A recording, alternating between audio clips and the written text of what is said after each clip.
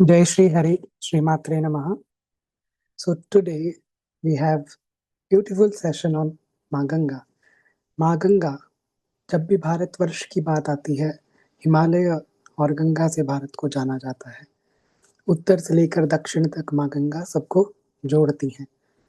कोई भी ऐसा भारतीय नहीं होगा, सनातन संस्कृति को फॉलो करने वाला नहीं होगा जो माँ गंगा को जानता नहीं है. जब हम इतिहास को देखते हैं, एशियंट हिस्ट्री को देखते हैं, we see that civilizations, जितनी हमारी सभ्यताएं हुई हैं, वो सब नदी के किनारे ही बनी हैं. प्रैक्टिकल सा रीजन था कि वो जल मिलेगा, खेती होगी, अनाज होगा और वहाँ पे लाइवलीहुड जो भी कंडीशन थी वो फेवरेबल थी. इसीलिए people use to live near rivers. Sindhu घाटी सभ्यता हो गई या गंगा. तो सबसे पहला जो मेंशन श्रीमद श्री गंगा जी का हमें प्राप्त होता है वो हमें ऋग्वेद में प्राप्त होता है. The first mention of Ganga we find in Rig Veda. Do you know where we find the first reference of माँ गंगा? ऋग्वेद में ही छठे मंडल के अंदर जो 45th सूक्त है वो इंद्र को डेडिकेटेड है. जो 45th सूक्त है वो इंद्र को डेडिकेटेड है. ऋषि इस सूक्त के इसके ऋषि हैं संयु बृहस्पति. छंद गायत्री और देवता कौन है? इंद्र. लेकिन केवल मेंशन डायरेक्ट नहीं है. The Ganga name is there but the story is totally different. Rigveda में इंद्र को ऑल पावरफुल बताया गया. इंद्र के पास सब कुछ है, धन संपदा देते हैं, रेन देते हैं, ही होल्ड्स दैट थंडरबोल्ट वज्र. उसी में आर्यंस जब इंडिया को आते हैं, जिस रीजन को आते हैं, तो वहाँ पे उनकी भेंट होती है एक व्यक्ति से. उनका नाम होता है ब्रिबु. उनका नाम क्या होता है? ब्रिबु. तो ब्रिबु जो हैं, पणी एक कम्युनिटी थी मर्चेंट्स की. तो उनके अंदर ही वॉज वेरी काइंड. मतलब वो जब भी दान करते थे ब्रिबु तो जम के दान देते थे क्योंकि उनके पास इतनी संपदा थी, सबसे ज्यादा संपदा थी. तो बात करते हैं कि हमने कहा कि इस सूक्त में जो है, जो 45th सूक्त है 6th मंडल में, इसके ऋषि हैं सयुह बृहस्पति. बृहस्पति नाम से क्या पता चल रहा है कि बृहस्पति गुरु की लिनिएज है. लेकिन उसमें भी जो सयुह बृहस्पति हैं उनका हमें मेंशन मिलता है शतपथ ब्राह्मण में. शतपथ ब्राह्मण में एक ब्राह्मण की कथा आती है सयुह ब्राह्मण बृहस्पति की, क्योंकि वो बृहस्पति की लिनिएज में है. वो क्या करते हैं, what he does, he attains the perfection in the fire ritual. यज्ञ में उनकी सिद्धि हो जाती है. सयुह बृहस्पति की यज्ञ में सिद्धि हो जाती है और वो डायरेक्ट स्वर्गलोक को जाते हैं, देवत्व को प्राप्त होते हैं, देवताओं की सभा में स्थापित हो जाते हैं. सयुह बृहस्पति इंद्र के पास जाते हैं. जितने भी बाकी के ऋषि मुनि थे वो परेशान हो गए, क्योंकि जिस प्रकार से इन्होंने प्राप्ति की थी वैसी प्राप्ति केवल सयुह बृहस्पति को हुई और वो चले गए. अब इन्हें पता नहीं चल रहा वो कैसे करेंगे. But somehow they figured out the word संयोग word, when we add it in Veda mantra, it gives the fulfillment. The Taittiriya Samhita of Yajurveda tells us that Sanyo Sinchami Yajnam Sanyo Sinchami Yajmanam, कि I consecrate the sacred yajna with completion. Sanyo means completion. Sinchami Yajnam.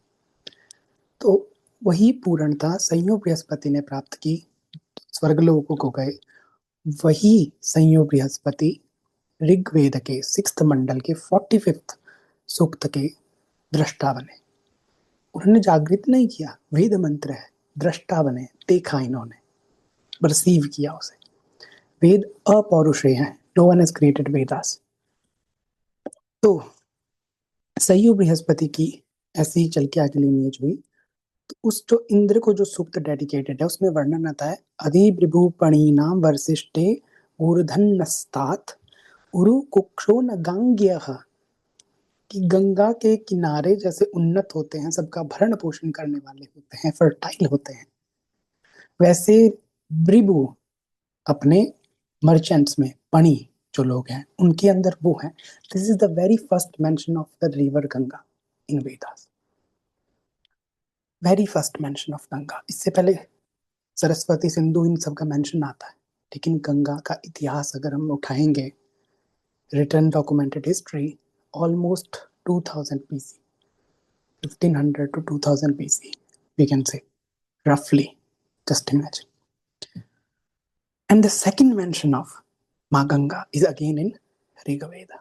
Here it's more profound. यहाँ पे वो नदी के रूप में आई है।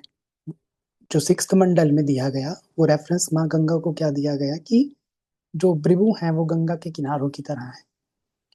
But जो 10वां का मंडल है ऋग्वेद का, जो 10th बुक है, उसमें जो 75th सूक्त है उसके अंदर नदी सूक्त है। The sukta which is dedicated to rivers, इसमें नदियों की वंदना हुई है इस वेद में, इस सूक्त में। इस सूक्त के ऋषि कौन है? इसके ऋषि हैं सिंधु क्षित प्रियमेध। सिंधु क्षित प्रियमेध। छंद इज निचृत गायत्री छंद। नदी देवता, नद्यः देवता। But see the name, Sindhu Kshita Priyamedha. Now we have to go back to the sages. Angiras Rishi.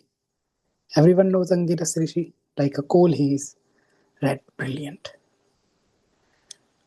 जो ऋषि अंगिरस हैं उनके पुत्र होते हैं आगे चल के प्रियमेध अंगिरस। प्रियमेध अंगिरस के पुत्र होते हैं सिंधु क्षित प्रियमेध। सी द जो नाम के पीछे लग रहा है, अंगिरस के पुत्र हुए प्रियमेध अंगिरस, और प्रियमेध अंगिरस के पुत्र होते हैं सिंधुक्षित प्रियमेध। तो प्रियमेध अंगिरस ने ऋग्वेद के 9th मंडल के 28th सूक्त के वो ऋषि बने, और 8th मंडल के 68 and 69 सूक्त के ऋषि बने, दृष्टा। अब यहाँ पे उनका नाम सिंधु क्षित क्यों पड़ा? We all know Sindhu river, right? The son of Priyamed lived in Sindhu Ghati. He dwelled in Sindhu Ghati. That's why he was called as Sindhu Kshita. तो जब सूक्त की रचना, सूक्त के दृष्टा हैं, उसमें सबसे पहले सिंधु की वंदना है। आगे चलकर नदियों के नाम आते हैं। क्या क्या नाम आते हैं? 10th मंडल 75th सूक्त 5th श्लोक 5th ऋचा। इमं मे गंगे यमुने सरस्वती श्रुतुद्री स्तोमं सचता परुष्ण्या असिक्न्या मरुद्वृधे वितस्त्या अर्जिकीये शृणुया शुशोमया।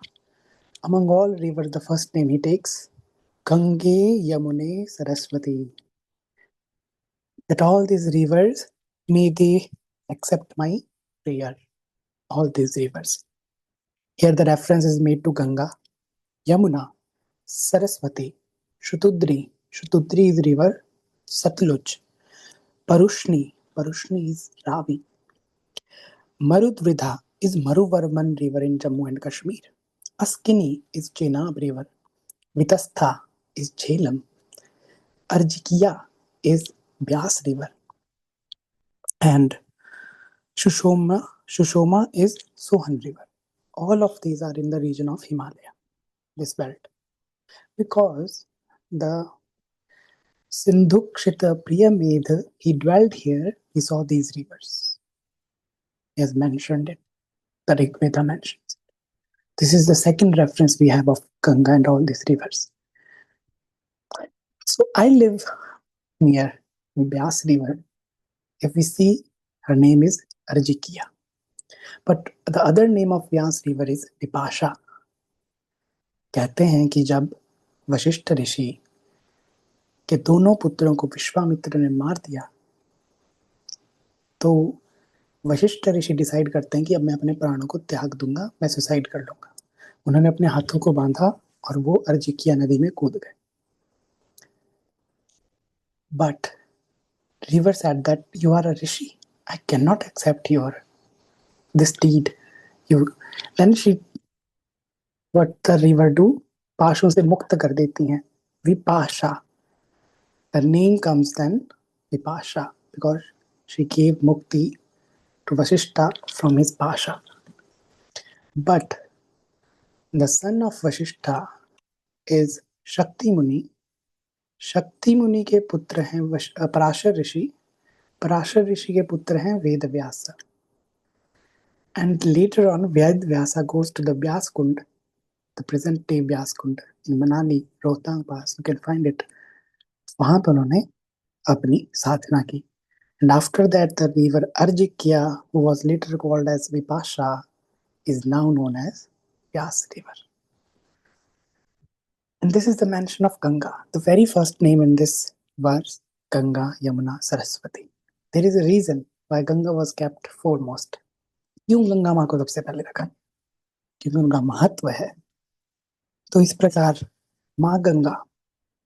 अब हम पुराणों में जाते हैं कि पुराणों में माँ गंगा का स्टोरी क्या है। सो दे से जब भगवान त्रिविक्रम जो साक्षात वामन भगवान हैं, बलि की परीक्षा लेने आते हैं। एक पद में भूमि लोक को, पृथ्वी लोक को नाप लेते हैं, दूसरे लोक में भू भुव स्व मह जन तप सत्य, इन लोकों में चले जाते हैं। और सत्य लोक पे जब भी उनका चरण ऊपर पहुंचता है तो कहते हैं कि वहां पे आकाश में, अंतरिक्ष में एक छिद्र हो गया, होल गॉट क्रिएटेड, और उस होल से जल की धारा भगवान के चरणों का अभिषेकम करने के लिए गिरी। एंड जो वो धारा गिरी भगवान के चरणों पे, उससे होते हुए नीचे आई, उसका नाम क्या बना? Vishnupadi. Vishnupadi. The other story goes कि जैसे सत्यलोक में ब्रह्मा का निवास है, सत्यलोक पे भगवान का चरण पहुंचा, ब्रह्मा सप्त ऋषियों के साथ मिलकर अपने कमंडलू के जल से भगवान का चरण का अभिषेक करते हैं, स्नान करवाते हैं। तो जो जल निकलता है वो विष्णुपदी कहलाती है। विष्णुपदी सत्यलोक होते हुए वहां से ध्रुव लोक तक जाती है, जहाँ पे बालक ध्रुव, जिनको भगवान के दर्शन प्राप्त हुए थे, उनको दर्शन देती हैं, उनके लोक को पवित्र करती हैं ये विष्णुपदी। वहां से आगे चल के ये पहुंचती हैं ब्रह्मा जी के लोक में, आगे चलकर स्वर्ग लोक में आती हैं, और उसके बाद ये भगवान शिव की जटाओं में जाती हैं। बट उससे पहले ये भारतवर्ष में आती हैं कैसे? जो हमने सुमेरु पर्वत अगर हम देखेंगे, जम्बू द्वीप में जो सुमेरु पर्वत है, सुमेरु पर्वत के ऊपर जैसे ही पहुंचती है, वहां से इनकी 4 धाराएं बन जाती हैं। माँ गंगा की 4 धारा बन जाती हैं। कौन कौन सी? अलकनंदा, सीता, चक्षु, भद्रा। तो जो अलकनंदा है उसको भगवान शिव धारण करते हैं। दैट्स व्हाई वी से ना, भागीरथी और अलकनंदा जब मिलती हैं तो गंगा का निर्माण होता है। एक धारा अलकनंदा आ रही है और एक धारा कौन आ रही है? भागीरथी, जो भागीरथ की तपस्या से प्रसन्न होकर आई है। लेकिन ये भागीरथ ने कैसे लाया माँ को? कैसे लाने में सक्षम हुए कि विष्णुपदी जो है, गंगा जो है, वो कैसे स्वर्ग लोक से भूलोक में आई?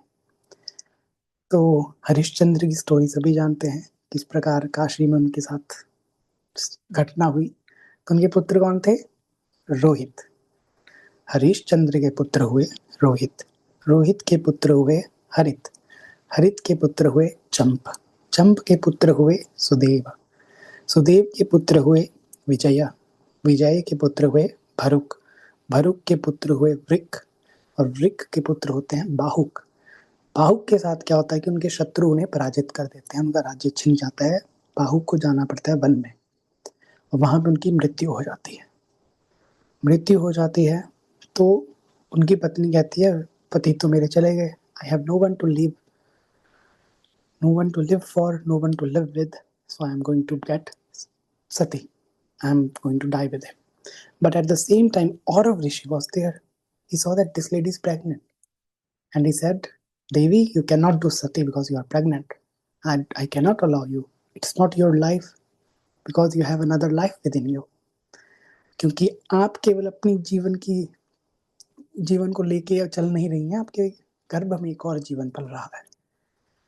तो कहते हैं कि उनको औरव ऋषि जो हैं बचा लेते हैं, लेकिन उनकी जो सौतन है बहुत सारी राजा की वाइफ्स हैं बाकी, जैसे कि ये कैसे बच्चे को जन्म देने वाली है राजा की। So they give them so they give her wish, but बच्चे को कुछ नहीं होता है, गर, विश को गर कहते हैं। लेकिन वो बच्चा क्योंकि विश के साथ पैदा हो गया तो उसका नाम क्या बना, सगर। तो महाराजा सगर बहुत प्रतापी राजा हुए, डिसाइड करते हैं कि अश्वमेध यज्ञ करेंगे, छोड़ते हैं अपने घोड़े को। और इंद्र तो डर जाते हैं, घोड़े को छुपा के कपिल मुनि के आश्रम छोड़ आते हैं। कपिल मुनि के आश्रम में इंद्र अश्वमेध यज्ञ के घोड़े को, सगर राजा के घोड़े को छोड़ाते हैं। सगर राजा के कितने 60,000 पुत्र, कहते हैं ढूंढने के लिए निकले, कहीं नहीं मिला, तो उन्होंने जमीन खोद के वो चले गए नॉर्थ ईस्ट की साइड। वहां पे उन्हें कौन मिले, कपिल मुनि। उन्होंने सोचा कपिल मुनि ने ही हमारी गाय को चुरा लिया है, क्योंकि वहीं पे ये गाय बंधी हुई है, तो हम इन पे हमला करते हैं। बट कपिल मुनि was in ध्यान, in तपस्या। The moment he opened his eyes, all of them got burnt alive. सब के सब जल गए, 60,000 पुत्र जल गए। लौट के ही नहीं आए, लौट कर ही नहीं आए। सगर राजा परेशान, क्या किया जाए। तो सगर के पुत्र होते हैं असमंजस, असमंजस के पुत्र होते हैं अंशुमान। ये योगी थे पूर्व जन्मों में, लेकिन कुछ संयोग के कारण ये च्युत हो गए अपने योग पथ से और इन्हें जन्म लेना पड़ा। तो इस जन्म में ये अटैचमेंट्स नहीं रखना चाहते थे, करते थे बच्चों को जो इनके साथ खेलते थे इनको सरयू नदी में डाल देते थे, मरो। कोई अटैचमेंट नहीं है, ताकि मेरे घर वाले समझेंगे गंदा आदमी है।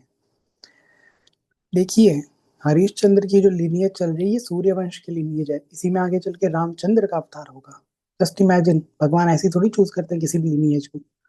जब कर्म कांड के द्वारा चलती है लीनियज, पथ चलता है, तेजस्वी राजा होते हैं, तेजस्वी पूर्वज होते हैं, तभी तो आगे जाके भगवान का अवतार ऐसे परिवार में होता है। तो जो ये अंशुमान थे, ये बहुत योगी थे।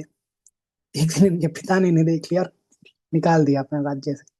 तो इन्होंने, पिता क्या समझते हैं, इन्होंने जितने मृत शिशु थे, जितने मृत बच्चे थे, शिशु नहीं इनके दोस्त थे, इन सबको जीवित कर दिया। ये देखकर सगर बड़े हैरान हुए, लगता है कुछ बात है पोते में, माई ग्रैंडसन हैज समथिंग डिवाइन। कहते हैं बेटा, मैंने अपने काल में एक यज्ञ किया था अश्वमेध, वो घोड़ा मेरे 60,000 पुत्र आए नहीं वापस, कहाँ है कुछ नहीं बता, तुम जाओ जरा ढूंढो। तो अंशुमान जाते हैं और जहाँ इनके चाचा लोग गए थे वहां ये कपिल मुनि को देखते हैं, उनकी परिक्रमा करते हैं, प्रणाम करते हैं।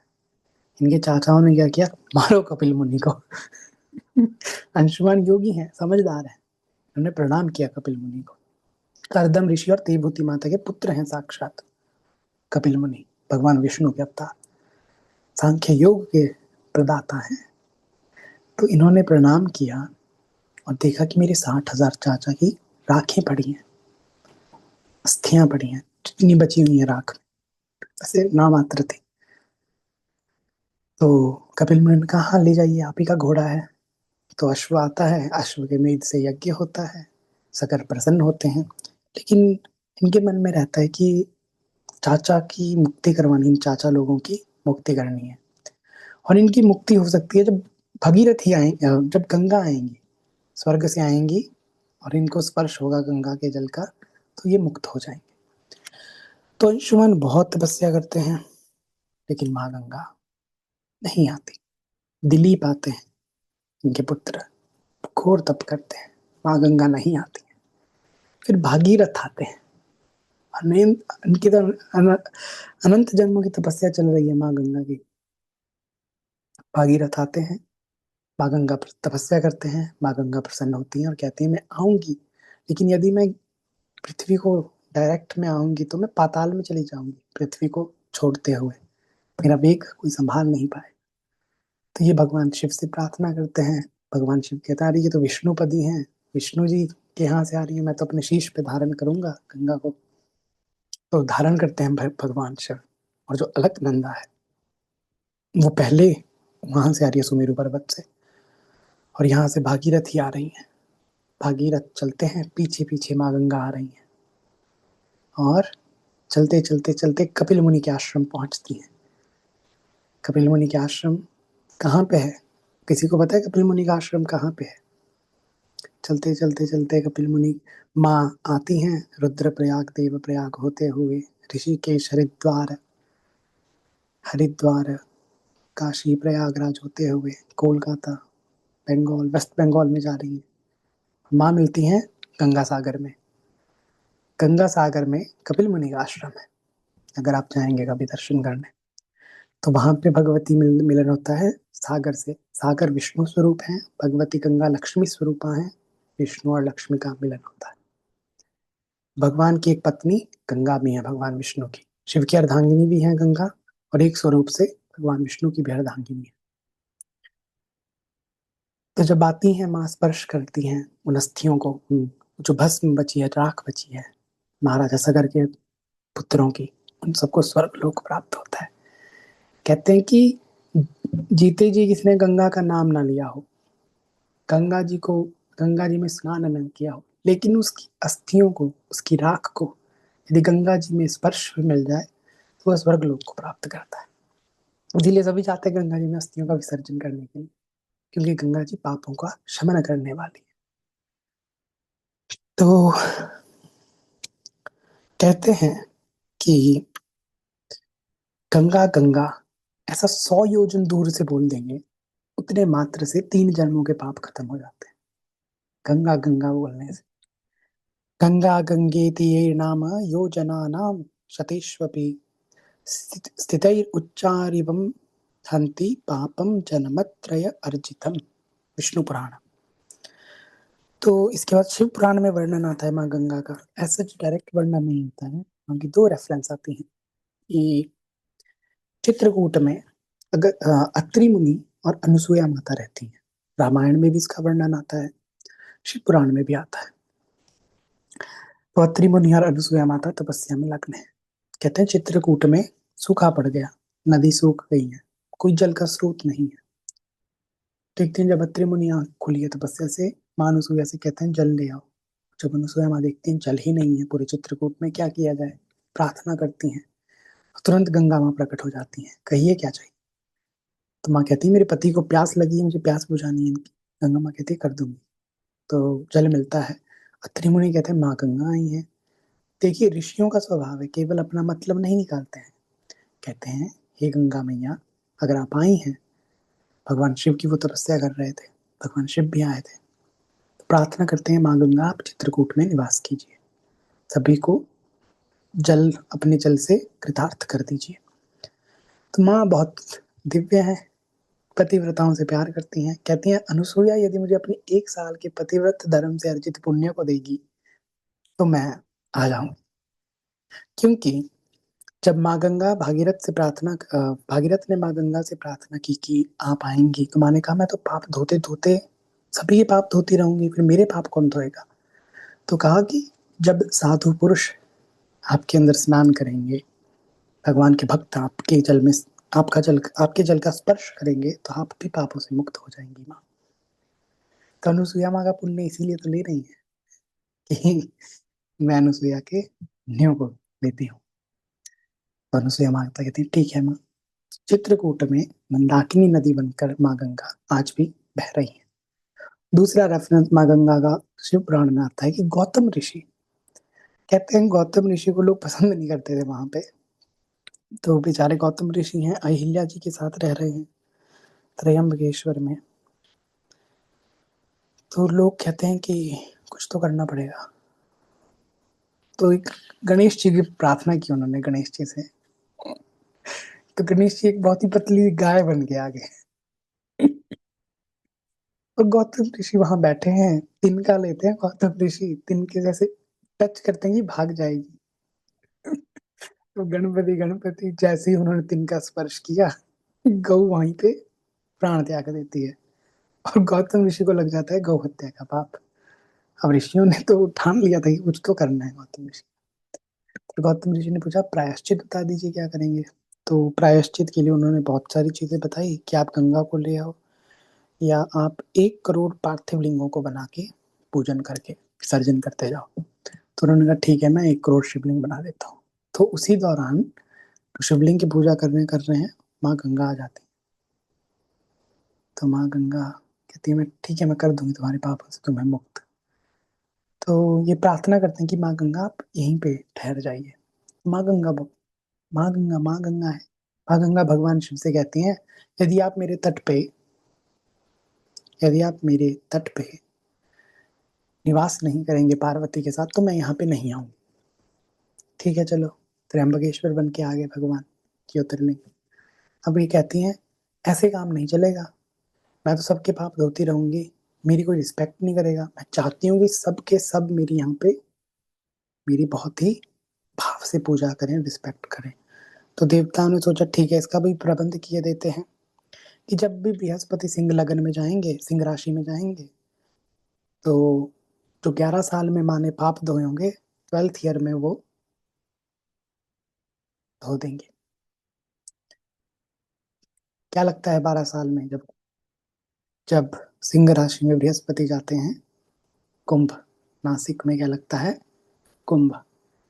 तो जो 11 साल में जितने पाप माँ गोदावरी धोती हैं, तो 12th ईयर में जब महाकुंभ लगता है तो उसमें वो खुद पवित्र होती, क्योंकि बहुत सारे साधुगण आते हैं। और माँ गंगा ने भगवान शिव के बीज को धारण किया था, गांगेयम वन्नी बीजम। इसलिए भगवान स्कंद को क्या कहा गया, गांगेयम वन्नी बीजम। अग्नि की तरह बीज है भगवान का, अग्नि स्वरूप है स्कंद।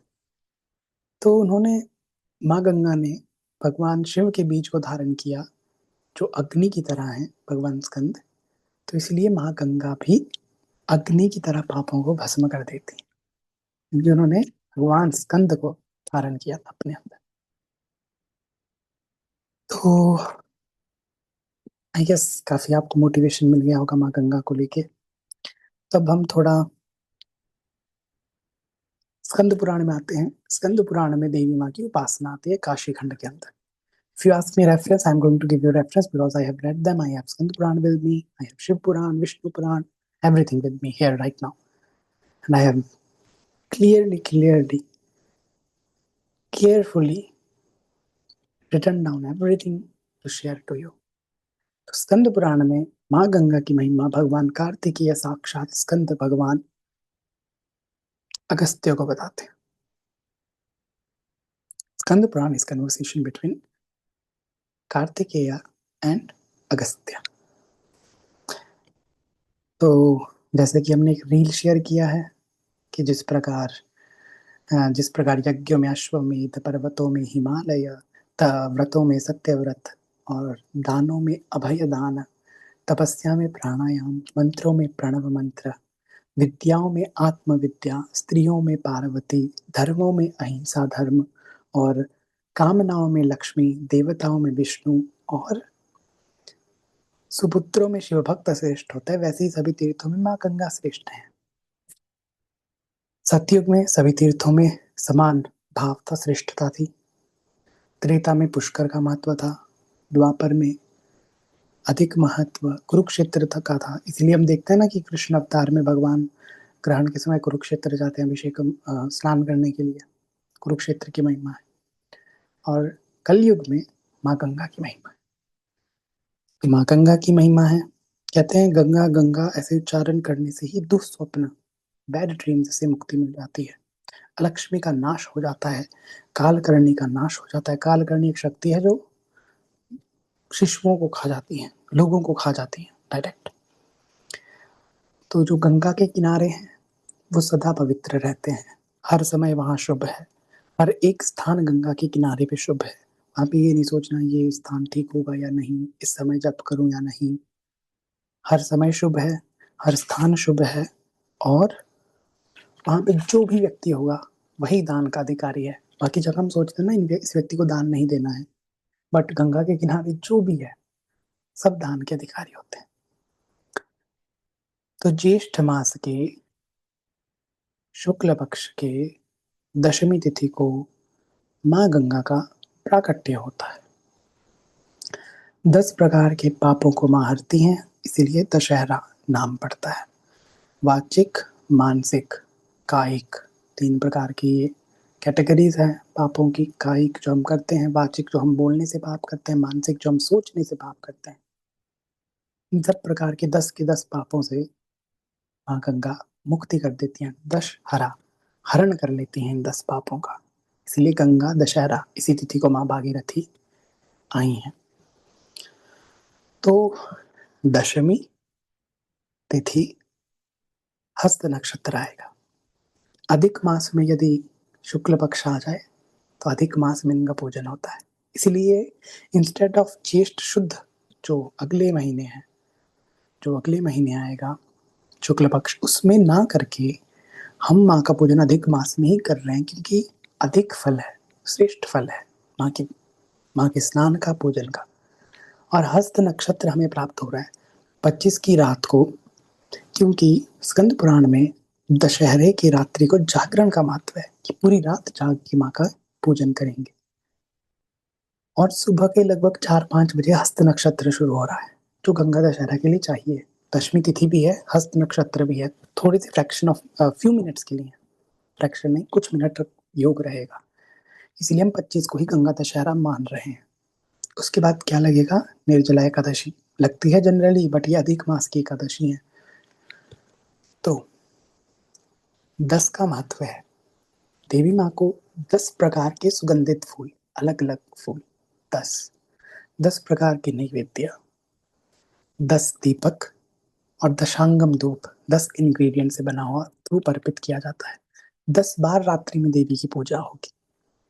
देवी का जो मंत्र है 10,000 बार उसका जप कर सकते हैं, यानी 100 माला जप करेंगे। We will do the chanting 100 mala, और 1000 उसका यज्ञ कर सकते हैं सुबह आप, अगर आप करना चाहें। श्रेष्ठ होगा आप श्वेत तिल के द्वारा देवी का हवन करें। और जो देवी का गंगा दशहरा स्तोत्र है उसका हम 10 बार पाठ करेंगे। इसी में हमें जो माँ का मंत्र मिलता है, माँ गंगा का, स्कंद पुराण में, वो हम आपके साथ शेयर कर चुके हैं वैसे पीडीएफ में। और जब ये वीडियो यूट्यूब में जाएगा तो मैं डिस्क्रिप्शन में वो मंत्र लिख दूंगा, ठीक है? तो एक बार अगर आप पीडीएफ खोल देंगे अपने साथ में, तो हम मंत्र को देख लेंगे, जिस मंत्र का हमें 100 माला या कम से कम 10 माला गंगा दशहरा के दिन या रात कभी भी आपको जप करना है गंगा। तो स्टेप्स क्या रहेंगे? स्नान, श्वेत वस्त्र या येलो वस्त्र, तिलक धारण करेंगे, पवित्रीकरण आचमन करेंगे, दीप प्रज्वलन करेंगे, पृथ्वी की पूजा करेंगे, गुरु का स्मरण करेंगे, गणपति भगवान की पूजा करेंगे, और हाँ, भगवान गणपति की पूजा करेंगे। इसके अलावा हमें चाहिए कलश, एक ब्रास का कलश या कॉपर या सिल्वर का, उसे हम जल से भरेंगे।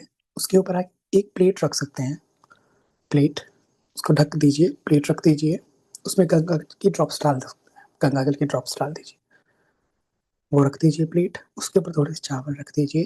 फिर उसके ऊपर आप एक सुपारी लेंगे, उस पर मौली टाई करेंगे, मौली, और उसके ऊपर से गंगा का प्रतीक रखेंगे। आइडियली माँ गंगा का सिल्वर का विग्रह आप बना सकते हैं, छोटू सा, वो रख सकते हैं। लेकिन दूसरी चीज क्या कर सकते हैं? माँ को सबसे पहला नाम माँ का क्या बताया गया पुराणों में? विष्णुपदी। तो भगवान विष्णु के चरणों की पूजा करें। If you Vishnu vigraha, worship his feet, that's from where Ganga is coming, वहीं से गंगा का प्रादुर्भाव। या भगवान शिव की जटाओं का पूजन, भगवान शिव का पूजन कीजिए। तो उस कलश के ऊपर सुपारी रख दीजिए, गंगा माँ का प्रतीकात्मक, फिर उनकी पंचोपचार पूजा कीजिए। फिर माँ के वहीं उस कलश के पास 5 जगह पे अक्षत रखिए, थोड़े थोड़े अक्षत, इतने इतने अक्षत, उनके ऊपर एक एक सुपारी। ब्रह्मा, विष्णु, महेश, हिमालय, भागीरथ, इन पांचों की पूजा माँ गंगा के साथ होगी। ब्रह्मा, विष्णु, महेश, भागीरथ, हिमालय, उन पंचोपचार पूजा होगी। इन 5 जगह पे, जो वहां पे आप चावल, उसके ऊपर सुपारी। फिर उसके बाद आप ये करेंगे विनियोग।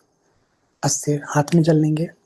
अस्य श्री गंगा मंत्रस्य वेदव्यास ऋषिः कृतिश्छन्दः गंगा देवता मम अभीष्ट सिद्ध्यर्थे जपे विनियोग। भूमि पे जल छोड़ देंगे। फिर न्यास करेंगे। ओम ओम नमः। Represent it's not Om, it's tantric pranava. Om Om, not ओम। ओम नमः अंगुष्ठाभ्याम नमः, शिवायै नमः तर्जनीभ्यां नमः, नारायण्यै नमः मध्यमाभ्यां नमः, दशहरायै नमः नामिकाभ्यां नमः, गंगायै नमः कनिष्ठाभ्यां नमः, स्वाहा शीतलकर्कशाभ्यां नमः।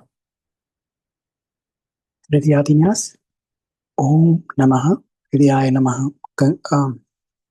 शिवायै नमः शिरसि, शिवायै शिरसे स्वाहा, नारायण्ये शिखायै वषट्, दशहरायै कवचाय हुं, गंगायै नेत्रत्रयायै पौषट्, स्वाहा अस्त्राय पट। फिर माँ गंगा का ध्यान करेंगे। भूर्भुवः स्वः ऐसे करेंगे। एक चुटकी राइट साइड आगे, भूर्भुवः स्वरोमुखी दिग्बंधः। ध्यान करेंगे माँ का। साक्षात् धर्म द्रवौघम मुरारी चरणाम भोज पीयूष सारम, दुख स्वाब्धे स्तरित्रम सर सुरदनुजनुतम स्वर्ग सोपान मार्गम, सर्वां हौहारिवारि प्रवरगुणगणं भासि या संवहन्ति, तस्यै भागीरथी श्रीमती मुदितमना देवी कुरवे नमस्ते।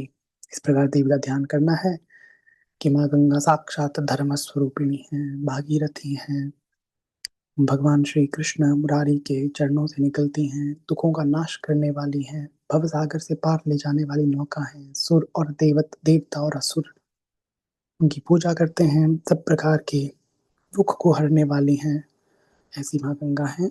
और फिर हम माँ की पंच पूजा फिर से करेंगे, एक बार कलश के ऊपर ही। और माँ का मंत्र है ओम नारायण, ओम शिवायै नारायण्यै दशहरायै गंगायै स्वाहा।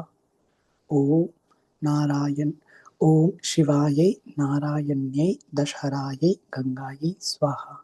ओम शिवायै नारायण्यै, सॉरी टोटली रॉन्ग। ओम नमः शिवायै नारायण्यै दशहरायै गंगायै स्वाहा। ओम नमः शिवायै नारायण्यै दशहरायै गंगायै स्वाहा। ओम नमः शिवायै नारायण्यै दशहरायै गंगायै स्वाहा। इसका 10 माला या 100 माला पूरी रात में जप करना है और अगले दिन 10 माला हवन सफेद तिल के द्वारा। फिर हृदयादि न्यास करेंगे फिर से। ओम नमः हृदयाय नमः, शिवायै शिरसि स्वाहा, नारायण्ये शिखायै वषट्, दशहरायै कवचाय हुं, गंगायै नेत्रत्रयायै वषट्, स्वाहा अस्त्राय पट। फिर लेफ्ट साइड से आएंगे, 3 चुटकी बजाएंगे, लेफ्ट में, बैक में और राइट में। भूर्भुवः स्वरोमिति दिग्विमोह। इसके बाद माँ के दशहरा स्तोत्र का जप करेंगे। नमः शिवायै गंगायै शिवदायै नमो नमः, नमस्ते विष्णुरूपिण्यै ब्रह्ममूर्त्यै नमोस्तुते। कि शिवा रूपिणी, शिवधा रूपिणी, गंगा रूपिणी माँ को नमस्कार है। विष्णु रूपी ब्रह्म मूर्ति को प्रणाम है। नमस्ते रुद्र रूपिण्ये शंकर्यै ते नमो नमः, सर्वदेव स्वरूपिण्ये नमो भेषज मूर्तये। भेषज यानी वैद, शी इज वैद, डॉक्टर। सर्वस्य सर्वव्याधीनां विषक् श्रेष्ठ्यै नमोस्तुते, स्थास्नु जंगम संभूत विषहंत्रे नमोस्तुते। स्थास्नु यानी स्थावर, पेड़ों के द्वारा जो विष बनता है, जंगम सांपों का जो विष है जानवरों का, उन सबसे मुक्ति देने वाली।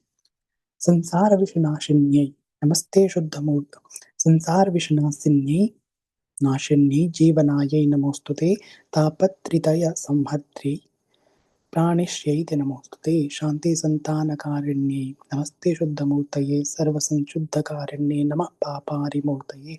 भक्ति मुक्ति प्रदायिन्ये भद्रदायै नमो नमः, भोगोपभोगदायिन्ये भोगवत्यै नमोस्तुते। मंदाकिन्ये नमस्ते अस्तु, स्वर्गदायै नमो नमः, नमस्त्रैलोक्यभूषायै त्रिपथायै नमो नमः।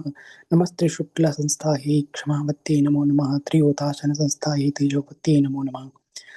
नन्दनायै लिङ्गधारिण्यै सुधाधारात्मने नमः। नमस्ते विश्वमुख्यायै रेवत्यै ते नमो नमः। बृहत्यै ते नमस्ते अस्तु लोकधात्रे नमोऽस्तु ते। नमस्ते विश्वमित्रायै नन्दिन्यै नमो नमः। नन्दिन्यै ते नमो नमः। पृथिव्यै शिवामृतायै च सुविशायै नमो नमः। परापरशताढ्यायै तारायै ते नमो नमः। पाशजालनिकृन्तिन्यै अभिन्नायै नमोऽस्तु ते। शान्तायै च वरिष्ठायै वरदायै नमो नमः। उग्रायै शुकजध्यै च सञ्जीवन्यै नमोऽस्तु ते। ब्रह्मिष्ठायै ब्रह्मदायै दुरितज्ञै नमो नमः। प्रणतार्ति प्रभञ्जिन्यै जगन्मात्रे नमोऽस्तु ते। सर्वापत् प्रतिपक्षायै मंगलायै नमो नमः। शरणागत दीनार्थ परित्राणपरायणे सर्वस्यार्थे हरे देवी नारायणे नमोऽस्तु ते। निर्लेपाय दुर्गहन्त्रे दक्षायै ते नमोऽस्तु ते। परापरपरायै च गङ्गे निर्वाणदायिनि गङ्गे ममाग्रतो भूया। गङ्गे मे तिष्ठपृष्ठतः गङ्गा मे पार्श्वयोरेधि। गङ्गे त्वय्यस्तु मे स्थितिः। आदौ त्वमन्ते मध्ये च सर्वं त्वं गाङ्गते शिवे। त्वमेव मूलप्रकृतिस्त्वं पुमान् पर एव हि। गङ्गे त्वं परमात्मा च शिवस्तुभ्यं नमः शिवे। य इदं पठते स्तोत्रं शृणुयात् श्रद्धयापि यः। दशधा मुच्यते पापैः कावयाच्चित्तसम्भवैः।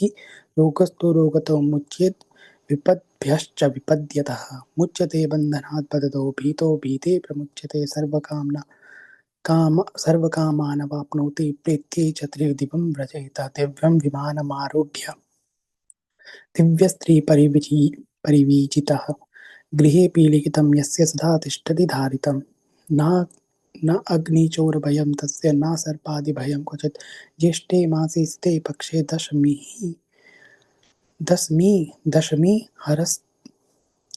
दशमी हरस्तसंयुता। संहरे त्रिविधं पापं बुधवारेण संयुता।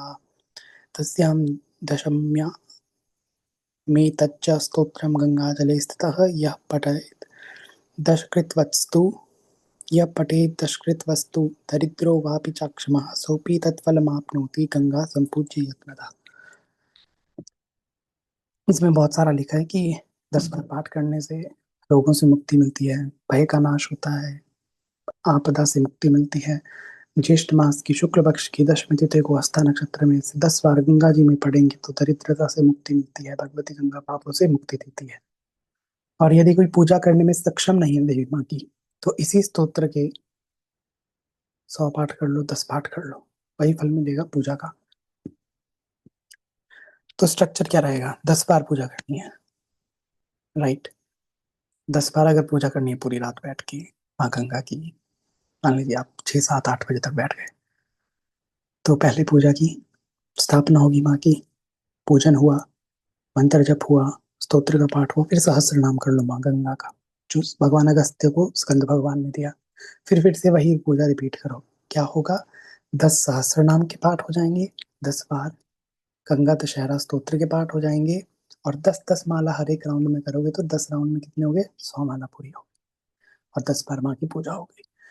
बस थोड़ा काम ज्यादा क्या बढ़ेगा, 10 बार 10-10 दीपक लगेंगे, 100 दीपक, और 10 बार ही 10-10 चीजों का भोग लगेगा। सपोज आपने मिठाई ले ली 10 प्रकार की, तो उनके सबके 10-10 पीस लेने हैं, ताकि हर बार आप 10-10 डिफरेंट भोग माँ के सामने रख सको। और पुष्प भी वैसे ही 10 पुष्प एक वैरायटी के, 10 दूसरी के, ऐसे करके 10 पुष्पों की वैरायटी, 10-10 फूल।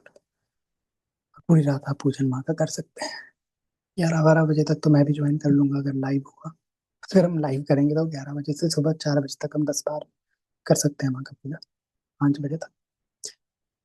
तो अगर आप जुड़ना चाहेंगे लाइव मंडे रात को तो मुझे बता दीजिएगा। I will see you all, and that's my dear friends, whatever I knew, whatever I could share with all of you, I did my best for माँ गंगा। क्योंकि माँ गंगा की साधना इसलिए इम्पोर्टेंट है, कोई भी साधना करोगे पापों से मुक्ति चाहिए, राइट। और माँ गंगा पापों से मुक्ति करती है। जितनी जल्दी पापों से मुक्ति मिलेगी उतनी जल्दी हम अपने साधना के पथ पे और आगे बढ़ेंगे। श्री रुद्रम पापों का नाश करने वाला है, लेकिन कितने शुद्ध उच्चारण कर पाएंगे, कितना उसका हवन कर पाएंगे, कितना नित्य पाठ कर पाएंगे। माँ गंगा केवल गंगा गंगा बोलने से मुक्ति दे देती हैं, ऐसी माँ कौन ही होंगी। ऐसी माँ गंगा है, ऐसी भागीरथी है। हमें पापों से मुक्ति दे। हमारे प्रारब्ध ही हर चीज में हमें डिले करते हैं, किसी भी चीज में। तो इसीलिए हम माँ गंगा की पूजा करेंगे। तो भगवती गंगा सब पे कृपा करें। तो एक बार बोलिए जोर से, हर हर गंगे, हर हर गंगे, हर हर गंगे।